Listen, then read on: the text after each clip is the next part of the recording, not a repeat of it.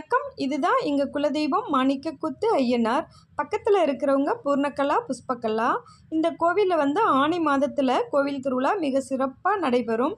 நிறைய சொந்தங்கள் இந்த கோவில் திருவிழால கலந்துக்குவாங்க.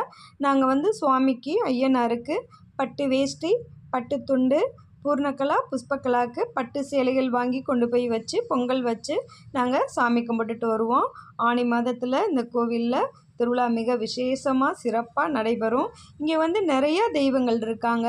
அக்கினி வீரபத்திரன், 7 கன்னி தெய்வங்கள் இங்கே இருக்காங்க. பூஜை பெட்டி வச்சு சாமி கும்பிடுவாங்க. இங்கே பாருங்கள், 7 கன்னி தெய்வங்கள் இங்கே இருப்பாங்க.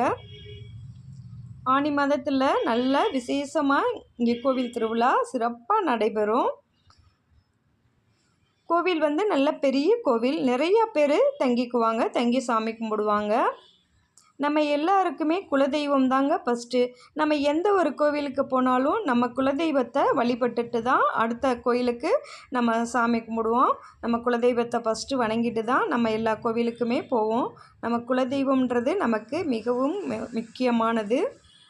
நாங்களும் எங்கள் குலதெய்வமான மாணிக்கக்கூத்து ஐயனார், பூர்ணகலா, புஷ்பகலாவை நம்ம எல்லாருக்காக சேர்த்து நாங்கள் கும்பிட்டுட்டு வந்தோம். நம்ம எல்லோரும் எப்போவும் சந்தோஷமாக இருப்போம். நன்றி, வணக்கம்.